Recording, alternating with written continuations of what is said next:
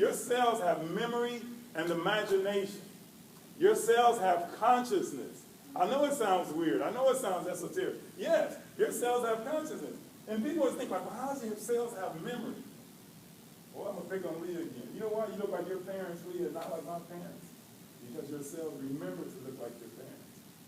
Don't you ever wonder that? You know, why you look like your parents and not like my parents? But what we don't always think about is just like you look like your parents on the outside, you look like your parents on the inside. And your cellular structure, and your visual organs. You get that? Yes, you did. But that's the thing, you look like your parents on the inside. So you go to the doctor and say, well, like Angelina Jolie, well, you got this BRCA1 gene, like your mother died of breast cancer, so you have an 80% chance of dying of breast cancer. What kind of hooey is that? No, really, so Angelina Jolie, if you guys didn't know, she did not have breast cancer, but she cut off both her breasts. Literally. I guess they call that a preemptive strike. I was like, I don't think so. You don't have breast cancer, you're going to cut off your breast so you can reduce it down to a 20% chance? Well, I'm sure you don't want to have breast cancer if you don't have breasts. That's the way to do it. So now, you know, I said, well, what if she has uterine cancer? She's going to cut out her uterus. And if you have, so what if you have heart cancer? What are you going to do then? You can't get cancer of the heart. That's the one thing about it. See, you can't do that. So my thing is, why did Angelina Jolie, why did somebody come in and tell her something? Look, there's an entire equation to your life. This is what makes you healthy. It's what you eat, what you drink, what you breathe in, what you put on the skin, what you think, feel, and believe. That's what makes you healthy. You guys got that? What you eat, what you drink, what you breathe in, what you put on the skin, what you think, feel, and believe. Now, let me tell you what makes you sick. What you eat, what you drink, what you breathe in, what you put on the skin, what you think, feel, and believe. That's exactly it. However you get this outside world into the physical body, that's where all the changes take place. I'm here to tell you, every problem, no matter what you call it, every problem, every health challenge you will ever have in your body is between your mouth and your anus. Yes, you know how far that is between your mouth and your anus? It's 30 feet. It's between that wall and that wall. All jammed up in this 3-foot space. I mean, you can cut off both legs and arms and still be alive, right? So it's not there. It's in here. This is a problem. This is just a big energy system. That's all we are. We call it a digestive system because the way it produces energy is through digestion. We put in food, create heat and energy, and we're supposed to dump the waste. But if it all doesn't come out, it's going to accumulate somewhere. And that's where the problem takes place. So what's the best solvent on the planet? What? Yeah, it is. That's what Orlando's going to come in and tell you about. No, it really is the best solvent. See, I knew about acid alkaline levels years ago, and so when my nephew took me to a meeting, and I heard the presentation, I'm looking at it, I'm like, what the heck? I literally jumped, I forgot where I was. I jumped in the car, and I drove so fast. Remember, fire department, right? 2 speeds, fast and stop. I jumped in my car. I think I was in Anaheim, somewhere over there. I went from there to here in like 15 minutes. I know you think I'm joking, huh? Oh no, I can drive. I'm telling you, see people turning 2 wheels on a fire engine, that was me. No, I'm serious. I got here so fast because it was gonna close. That's why I drove so fast. I was like, you gotta be kidding me. So, you know, I bought it. I bought the machine back in 2008. I was like, this is crazy. I mean, I want to stay young. I'm 60 years old, you guys. I feel like I'm 20. I can do anything I did in the fire department when I got on the job. I can run the rookies down right now. I'm serious. I told some guys the other day, you know what? I think I'm going to sign up for another tour of duty. No, I'm serious. Because the thing is, we buy into this program like, you know, you're supposed to be old, you know, when you turn 40, this is going to happen. You turn 50, this is going to happen. At 60, this is going to happen. At 70. It's like, no, you guys, it doesn't work like that. The thing about aging is that you've been in the earth longer than somebody else, which gives you the opportunity to accumulate more waste in your body. If you don't accumulate the waste, you're not going to age like that. So what if you're younger? I mean, think about it. Somebody that's younger and take all kinds of drugs, they'll look even older than someone else, right? What are you doing in the body? That's the thing is, are you flushing all of this stuff out? Are you eliminating more than you should? Or are you eliminating enough, I should say? And most people don't. That's why you want to take it. So when you get those cells clear, just like in that fish tank, it changes everything in the world. But just because you change the tank, you still have to feed the fish. So you got to get in good nutrition. That was the one thing I remember hearing there with the water. I says you still have to get in good nutrition. Because you got a nice clear fish tank, but if you don't feed the fish, they're still going to have health challenges. Now most people, like I said, they say you are what you eat, but I tell you, you are what you don't eliminate. Okay, once you eliminate the waste, now you got to put the good nutrition in. That's what it comes down to. That's why I tell people to incorporate more raw fruits and vegetables. Because they're water content food. They're alkalizing foods. The salad has, it's leafy green, so it alkalizes your body. It's the perfect fiber to groom everything out of your intestinal tract. It actually has a thing in it, some kind of elements in it that draws, it has a magnetic quality to draw heavy metals from all over your body into the intestinal tract. It calms you down, it balances your hormones. Who knew food would do that kind of thing? So you can't eat the sun. You can't go. You can start take off, but you burn up before you get there. But if you eat the plants, and plants make their fuel through photosynthesis, then you'll eat that sun energy. You're literally eating suspended sunlight. That's what I'm here about. But the thing is now, this is how I said. Somebody said they had high blood pressure. Do you know what high blood pressure is? Like, you know what a heart attack is, right? Constipated coronary arteries. What do you think high blood pressure is? You have no idea, right? High blood pressure is the first sign of kidney failure. That's all it is. Kidneys regulate how much water your body retains. So when you're too acidic rather than alkaline, when you're too acidic, the body has to compensate by retaining water to dilute the acid. When your body retains water, it pushes the blood volume up. When the blood volume goes up, your pressure goes up. So when your pressure goes up, they usually give you a water pill called hydrochlorothiazide. Or verapamil, or clonidine, or tenolol, or misopril. They have so many medications now. I've been retired for 5 years. How do you think they conjure up another medication every month or something? And you take this bag and shoebox and still don't improve. That's not the problem. You clean out, and really in a nutshell, it's really constipated kidneys as well. The heart pumps the blood through the kidneys 400 times a day for a reason. Because the kidney's job is to take the acid and toxic waste out of the blood, dump it into your urine so you can urinate out the excess acid. But if you don't get rid of it, your body's going to retain that acid. And when you're too acidic, not only will you retain water, but your body will also produce more cholesterol to protect your blood vessels from the acid. So your cholesterol goes up.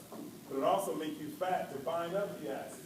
So the body adds fat so you can store the toxins in the fat so they won't be in the organs.